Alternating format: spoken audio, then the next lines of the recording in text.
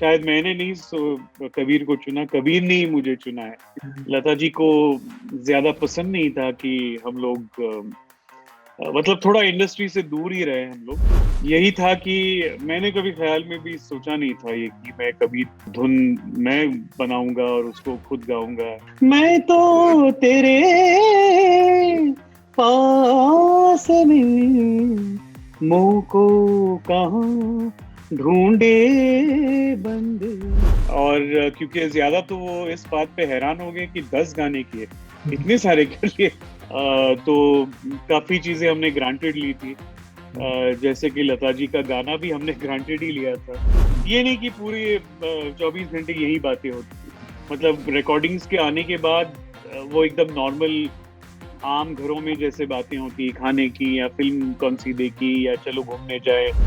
So welcome all to ABP live entertainment and ABP live. और आज हमारे साथ हैं एक ऐसे सिंगर कंपोजर जो है मंगेशकर फैमिली से। और जब मंगेशकर नाम हमारे सामने आता है तो लता जी का चेहरा और मंगेशकर फैमिली की वो लेगेसी जिसे जिसने हमें दिए लता मंगेशकर जी, आशा भोसले जी, उषा मंगेशकर जी और आदरणीय पंडित हृदयनाथ मंगेशकर जी।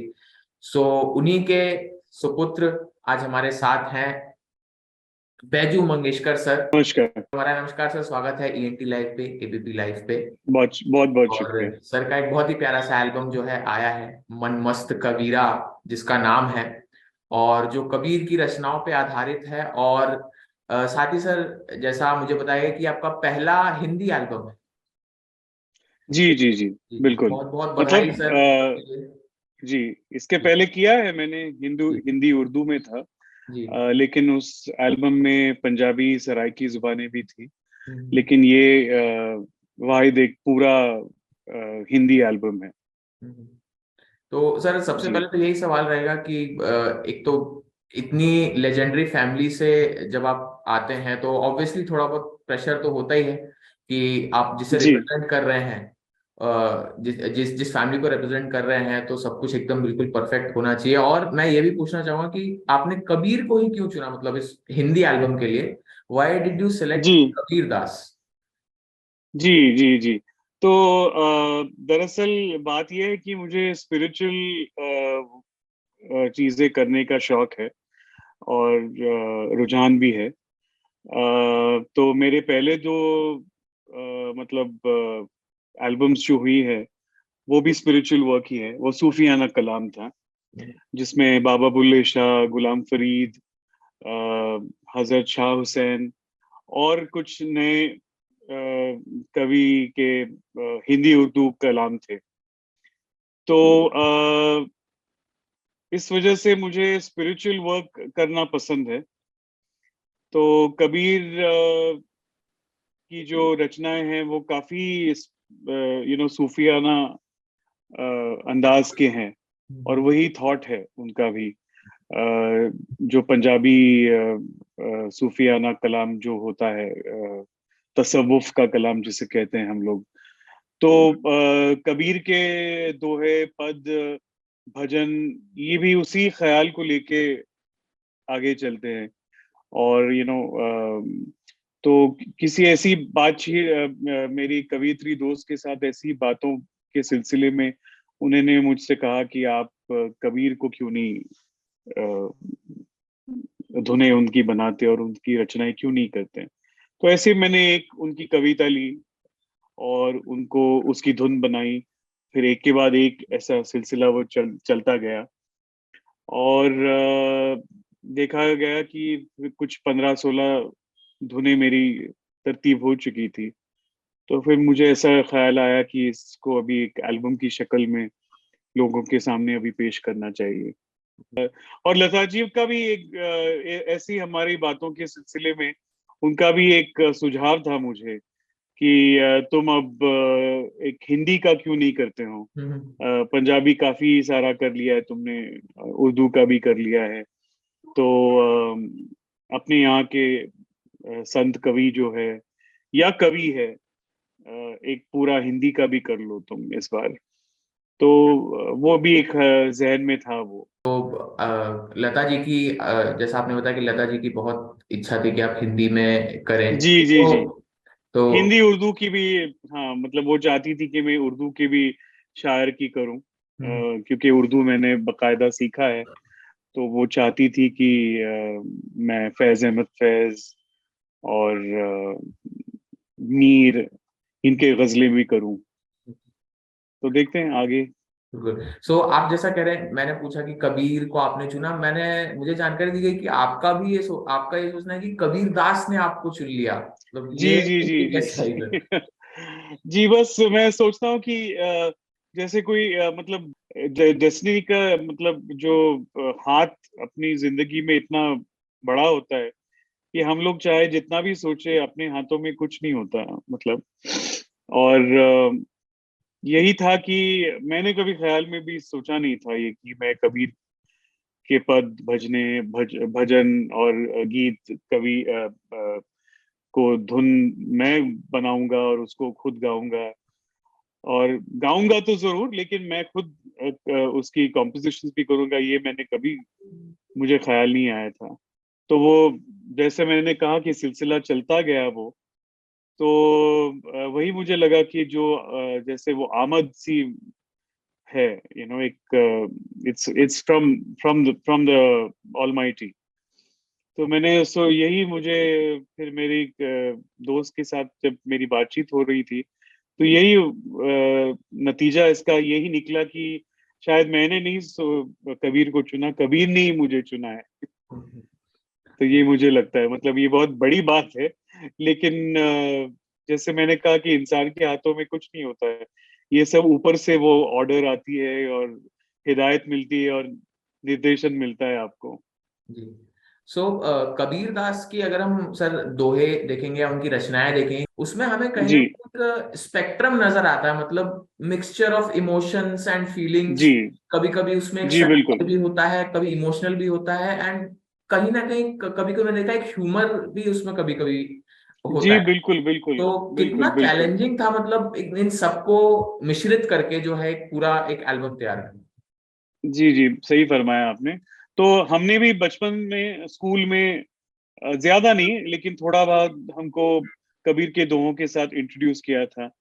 तो उस लिहाज से मुझे इंट्रोडक्शन तो हुई थी कबीर की, लेकिन मैंने ये भी देखा कि जैसे उनकी भाषा काफी सरल है समझने को, और शायद बोली भाषा में भी वो लिखते थे उस जमाने के 15 15 सेंचुरी की। तो उसमें अवधी भी है, ब्रज भी है, भोजपुरी भी शामिल है, उसका मिश्रण है। और बाकी के जो भक्ति कल्ट के जो है, जैसे मीराबाई हो या सूरदास जी हो, रस तो खान। इनकी हाँ थोड़ा मुश्किल है समझना, मतलब आम आदमी के लिए भाषा भी उतनी सरल नहीं। कबीर का बहुत सरल है, रहना नहीं देश बिराना है, इट्स इंस्टेंटली आपको मोको किसी कहाँ भी ढूंढे नॉर्मल, बंदे मैं तो तेरे हाँ, पास है। नॉर्मल बहुत इंसान को भी बोलचाली वाला, समझ में हाँ आ जाता है, नॉर्मल बोलचाल में हाँ, ही। मतलब आपको बहुत विद्वत्ता नहीं चाहिए या भाषा उस भाषा के ऊपर बहुत एक उरूज हासिल हो, उबूर, सॉरी उरूज नहीं, उबूर हासिल हो, तो इस ये भी नहीं है, तो आपको समझ में आता है। तो सर जब ये जो एल्बम है वो रेडी हो गई, तो ये ऑब्वियसली आपने हृदयनाथ जी को तो दिखाया ही हो, सुनाया ही होगा। जी क्या उनका सुनाया जी। उनका क्या रिएक्शन था उस पे, मतलब काफी ज्यादा खुश हुए या कुछ चेंजेस बताए कि अरे नहीं इस तरह से होना चाहिए, या पहली बार जी में जी जी खुश ही हुए। Approved it? जी जी जी खुश तो हुए थे। और क्योंकि ज्यादा तो वो इस बात पे हैरान हो गए कि 10 गाने किए, इतने सारे कर लिए। मतलब उन्होंने शायद सोचा होगा कि 6 गाने का एल्बम हो, या अमूमन 6 या 7 या 8 गानों का एल्बम होता है। तो फिर उन्होंने कहा कि 10 गाने क्यों, तो मैंने कहा कि नहीं, ये मैंने एक चैलेंज की तरह इसको कबूल किया और किया है। और ये बनता गया, जैसे मैंने कहा कि 15 16 गाने मेरे तरतीब हो चुकी थी धुनें उसकी। तो उनमें से जो मुझे बेस्ट लगी वही मैंने आखिर में चुनी। तो वो खुश हो गए इस बात को लेकर। और फिर उन्होंने सुना एल्बम, और उनको कुछ रचनाएं पसंद आई, कुछ गायकी के हिसाब से लिहाज से पसंद आई, कुछ जो चॉइस हुई है, इंतखाब हुआ है पदों का, उसके ऊपर वो खुश हुए और कुछ धुनें उनको पसंद आ गई। तो ओवरऑल क्या कहे, उन्होंने मतलब उनकी क्या कहे एक्सेप्टेंस दिया मुझे, अप्रूवल दिया। एंड लता जी के लिए सर, जैसा मैंने सुना कि आप उनको एक बहुत बड़ा सरप्राइज ही पूरा ये पैकेज देना चाहते जी थे, तो इसमें से तो उन्होंने कुछ सुना था इसमें जब आप तैयारी करते जी थे नहीं, या जी नहीं, बिल्कुल भी बिल्कुल नहीं? नहीं, बिल्कुल नहीं, बिल्कुल नहीं। मेरे पांच पांच गाने ऑलरेडी रिकॉर्ड हो चुके थे हम्म। और वो बीमार पड़ गई, तो उसके जी। बाद तो फिर दो तो तीन थोड़ा महीने हमने 2-3 महीने का गैप भी आ गया था शायद। गैप गया और रोकना ही पड़ा उसको, मतलब तो उस ज़हनी हालत में ही नहीं थे हम लोग, मतलब मैं खुद, कि मैं पिकअप करूं। तो जब आहिस्ता आहिस्ता संभाल लिया खुद को, फिर मैंने सोचा कि इसको अब कंप्लीट करना ही चाहिए, बिल्कुल। इसको सही मकाम पे लाना चाहिए। तो ये बस ये थोड़ा मुझे बहुत दुख है कि जो मैं उनको सरप्राइज देना चाहता था और मुझे यकीन था कि उनको खुशी होती है उससे। अगला मेरा सवाल ये है कि सर इंस्ट्रूमेंट्स की बात करें तो किस तरह के इंस्ट्रूमेंट्स आपने इसमें यूज किए, क्योंकि जैसा मैंने केदारनाथ जी को भी कुछ कुछ मैंने देखा है, म्यूजिक ज्यादा तो नहीं है, उम्र अभी मेरी काफी उतनी नहीं है, लेकिन जितना भी सुना है लाइव इंस्ट्रूमेंट्स का जी काफी ज्यादा यूज होता था। खैर उस जी जमाने में भी, जी जी और अब तो उस तरह के इंस्ट्रूमेंट्स आ गए हैं जिसमें सारे इंस्ट्रूमेंट्स का समावेश रहता है, सब कुछ उसमें जी रिकॉर्डेड बिल्कुल। रहेगा और हर तरह का इंस्ट्रूमेंट एक ही इंस्ट्रूमेंट में आ जाता है। तो जी आपने जी जी एल्बम जी बनाने के लिए क्या लाइव इंस्ट्रूमेंट्स का यूज किया या फिर जो मॉडर्न वाले हैं उनका यूज किया? मतलब आप किसे बेहतर मानते हैं, लाइव वाले या ये मॉडर्न में जो? जी लाइव लाइव की बात अलग ही होती है वो हाँ। तो, मतलब पहले तो जमाने में और कोई चॉइस ही नहीं था, आपको लाइव ही करना था। तो लाइव की बात अलग ही होती है, उसका कोई मतलब दो राय ही नहीं उसमें। लेकिन क्या है कि हमको थोड़ा जमाने के साथ थोड़ा चलना भी पड़ता है, जी। क्योंकि फिर साउंड में भी थोड़ा सा एक हम्म। तब्दीली आती है। और और दूसरी बात है कि लॉजिस्टिक्स का भी ख्याल रखना पड़ता है ओके। कि अब ज्यादा म्यूजिशियंस रहे नहीं, हम्म। अनफॉर्चुनेटली।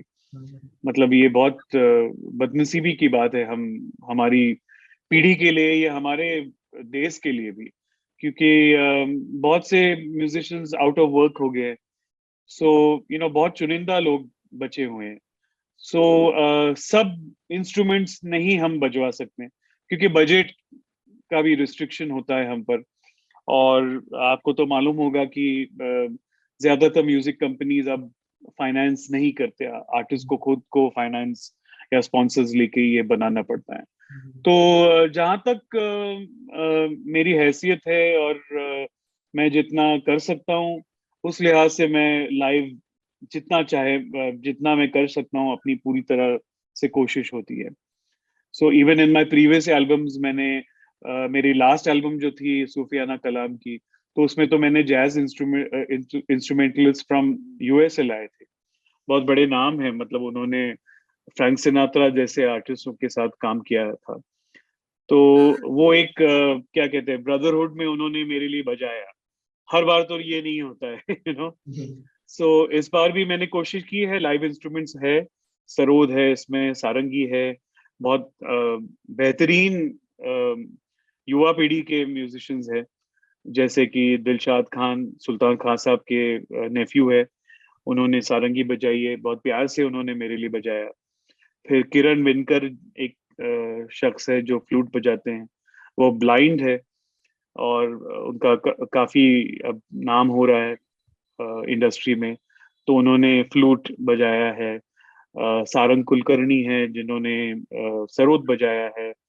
तबला, आसाम से एक तबला प्लेयर है, उन्होंने बजाया है। चिंटू सिंह है इसमें, जिन्होंने रबाब और मैंडोलिन, आप सब तो जानते हैं चिंटू जी को। जी। तो ऐसे ऐसे समावेश हुआ है सब लाइव इंस्ट्रूमेंट्स का भी। म्यूजिक की तो सर बात हो गई, और इंस्ट्रूमेंट की मैं कह रहा था कि पंचम दा के मैंने कई सारे किस्से सुने कि इंस्ट्रूमेंट्स जी अगर आप बनाना चाहे तो आप किसी भी चीज को भी आप एक लाइव इंस्ट्रूमेंट बना सकते हैं। मैंने कई किस्से पंचम दा के सुने कि वो जी कैसी जी चीजें जी जो लाइव चीजों को वो इंस्ट्रूमेंट में कन्वर्ट कर दी। जी जी जी पंचम अंकल की को क्या बात करें, मतलब ऑफ कोर्स उनका सोचने का ढंग बिल्कुल अलग था, क्योंकि वो बहुत ही वेस्टर्न म्यूजिक को भी बहुत ज्यादा फॉलो करते थे और उसकी इन्फ्लुएंस अपने गानों में आना चाहे। लेकिन ऑब्वियसली आपने ये भी देखा होगा कि जो उसका इथॉस है गाने का, वो हिंदुस्तानी ही रहता था, वो बिल्कुल यू नो, गायकी के अंग से या कॉम्पोजिशन के अंग से। लेकिन अच्छे अच्छे इन्फ्लुएंसेस वो लाते थे। और जैसे कि आपने अर्ज किया कि उनको साउंड्स का बहुत शौक था, बहुत ज्यादा। तो ना सिर्फ इंस्ट्रूमेंट, लेकिन ग्लास को लेके, कुछ डब्बे को लेके, इससे कुछ अलग साउंड मिले, क्योंकि he was also working for film, you know. Yes. तो उनका जो कैनवस है वो बहुत ज्यादा लार्ज भी है। तो और यू नो वो पॉपुलर म्यूजिक में ज्यादा थे, यू नो, पॉप म्यूजिक जिसको हम कहेंगे, popular music of its time. तो लोगों को नया नया कुछ देना भी ये लाजमी था और जरूरी था, उसका डिमांड भी था उस जमाने का। तो इसलिए शायद उन्होंने वो कोशिश की होगी, और वैसे उनको शौक भी था, तो इसलिए उन्होंने बहुत सारे एक्सपेरिमेंट्स किए और वो बहुत सारे कामयाब हुए। काफी ज्यादा। सो अब थोड़ा सा आपसे ये जानना चाहूँ कि आप जब छोटे थे तो जी डेफिनेटली आप जाते ही होंगे लता जी के साथ, हृदयनाथ जी के साथ या बाकी आशा जी, उषा जी के साथ लाइव कॉन्सर्ट्स में। तो जी जी, कॉन्सर्ट्स में हम लोग काफी गए, जी, रिकॉर्डिंग्स में बहुत कम गए। ओके। उतना हमको एनकरेज नहीं किया रिकॉर्डिंग्स जाना। लता जी को ज्यादा पसंद नहीं था कि हम लोग मतलब थोड़ा इंडस्ट्री से दूर ही रहे हम लोग, और यू नो तालीम हासिल करें और स्कूल जाएं और रेगुलर नॉर्मल बच्चों की तरह रहें। तो घर में भी माहौल बहुत नॉर्मल था। संगीत के बारे में बातें बहुत कम होती थी। ओके। मतलब ये अच्छा भी है और दुर्भाग्य भी है। ओके। लोग समझते कि अक्सर कि संगीत का ही माहौल होगा, हाँ, ये तो ये कोई नहीं भी था। समझ सकता है जब इतनी बड़ी फैमिली और हर सारे के सारे आर्टिस्ट ऑलमोस्ट सब लोग, तो जी घर पे जी भी जी, वैसी बात होती होगी। लेकिन कई नहीं, जगह बात इससे तो उलट बातें होती है। होती थी। ये नहीं कि पूरी 24 घंटे यही बातें होती थी। मतलब रिकॉर्डिंग्स के आने के बाद वो एकदम नॉर्मल आम घरों में जैसे बातें होती, खाने की या फिल्म कौन सी देखी या चलो घूमने जाए, फिल्म देखने जाए, ये सब बातें होती थी। ये नहीं कि रिकॉर्डिंग में आज ये हुआ या वो हुआ। ये बातें मतलब बहुत सालों के बाद मुझे सुनने को मिली। और तो लाइव शोज में जाने का मौका हमको बहुत मिला बचपन से। तो रिहर्सल्स देखना, लाइव शोज देखना, ट्रैवल करना अब्रॉड या इंडिया में, तो ये खुशकिस्मती है कि ये बहुत सारा देखा हमने तो सर जब भी आप शोज में करीब गए, से। जी जी, शोज में गए या जहां भी गए सबके साथ, तो कब आपको समझ में आ गया कि यार मैं इतनी बड़ी ऐसी फैमिली में हूँ जो मतलब सही में बहुत बड़ी है, मतलब जी, फैंस का बहुत देर कोई के रकम बाद, नहीं। बहुत देर के बाद ये रियलाइजेशन हुआ। हम्म, क्योंकि बचपन में आप जब आंख खुली तो यही देखा है हमने। हम्म, तो काफी चीजें हमने ग्रांटेड ली थी। हम्म, जैसे कि लता जी का गाना भी हमने ग्रांटेड ही लिया था कि ओके। हाँ वो तो अच्छा गाती है, मतलब उसमें क्या बड़ी बात है, गाती है। तो ये कोई अलग नहीं बात है कि वो मतलब एक वाहिद एक शख्स है कि जो इतना अच्छा गाती है कि पूरी दुनिया में एक ही ऐसी है। वो रियलाइजेशन बहुत बाद में हुआ, क्योंकि जब वो गाती थी स्टेज पे तो इतनी समझ तो नहीं थी संगीत की, लेकिन पसंद ही आता था कि वाह क्या मजा आ रहा है, बहुत सुंदर गा रही है। तो ये नहीं हमको समझ में आता कि उसके पीछे जो मेहनत है या सैक्रिफाइसेस है या कुर्बानियां हैं या जो परफेक्शन की और उनका जो प्रति था, मतलब एम था, वो ये बहुत बाद में रियलाइज हुआ। सो मैं गिफ्ट की बात करूंगा, आप लता जी ने आपको अब तक का सबसे बेस्ट गिफ्ट क्या दिया है, और आपने लता जी को सबसे बेस्ट गिफ्ट क्या दिया? ऑब्वियसली इस एल्बम जो आप देना चाहते थे वो तो नहीं हो पाया, लेकिन उससे पहले आपने उनको कोई गिफ्ट दिया या उन्होंने आपको ऐसा कोई गिफ्ट दिया हो जो बहुत ही दिल के करीब है आपके? लता जी ने तो बेशुमार गिफ्ट दिए जी बचपन से। जी। तो मैं एक गिफ्ट की क्या बात करूं, मतलब हर गिफ्ट के साथ एक बहुत प्यारी यादें जुड़ी हुई हैं जी। उस उम्र के हिसाब से। जी। मतलब बचपन में चाहे टेडी बेयर हो तो उसकी अहमियत उस एज में तो बहुत ज्यादा होती है। तो हर एज में उसकी अहमियत आपको समझ में आती है। लेकिन शायद उनकी सबसे बड़ी गिफ्ट मुझे यही होगी शायद कि उन्होंने जो मिसाल कायम की है दुनिया के लिए और मेरे लिए खुद को, और जो संगीत का भंडार उन्होंने हम सबको दिया है, मैं समझता हूँ कि दुनिया के साथ मैं भी शामिल हूँ उसमें, कि वो शायद सबसे बड़ी गिफ्ट है।